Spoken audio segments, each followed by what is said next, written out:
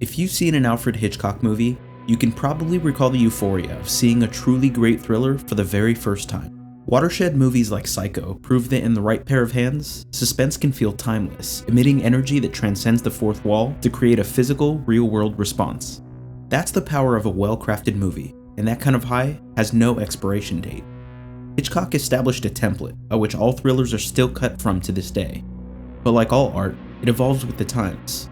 Over the last decade, you'd be hard-pressed to find one that pushes that formula to its bleeding edge better than Jeremy Saulnier's Green Room, a nail-biting horror thriller about a deadly standoff between a punk band and a sadistic gang of white nationalists in a backwoods dive bar. As one of the most talented living filmmakers when it comes to illustrating panic, Saulnier paints Green Room with a brutal intensity that penetrates like a switchblade to the midsection. It's visceral and relentless, but somehow you can't look away from it.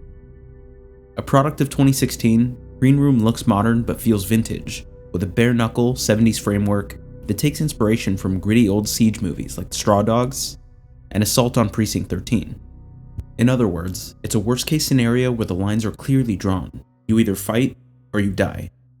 And I think that's what gave it such instant recognition as a cult classic, a primal simplicity. It's fortified by the fact that it's basically an exploitation movie with no grand statements or humanitarian agenda, just the imminent threat of sudden, shocking violence that feels highly plausible at any moment. It's heightened by this claustrophobic visual tension, cramps you into an unthinkable situation with a misfit band of personalities. It's the kind of movie you can basically watch on mute and still understand what's at stake perfectly. Where are we going? Yeah.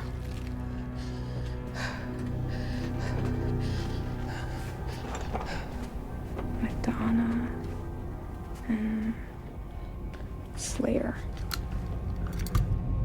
Here we go. The movie basically takes place in one setting, and moves at a merciless pace, taking just 17 minutes before spiraling into a gruesome showcase of prosthetic effects when shit hits the fan. There's almost a late-night drive-in quality to the cinematic simplicity at play throughout Green Room, but as Jeremy Saulnier would tell you, that's nothing new for the subgenre he's trying to emulate.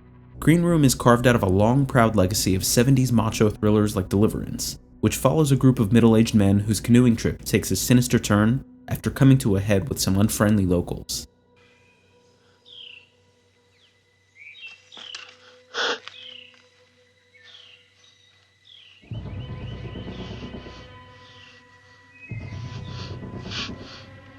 Now notorious for its graphic depictions of violence, Deliverance is unapologetic about putting its protagonists in a truly helpless situation.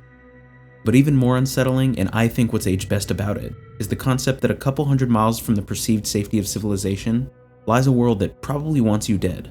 Even in scenic paradise, there's still a lesson to be taken in how quickly a neighbor can become an enemy, and the volatility of that dynamic might prove to be more relevant in movies today than we might even realize. I'm just saying. Just what? Well, you're American, okay?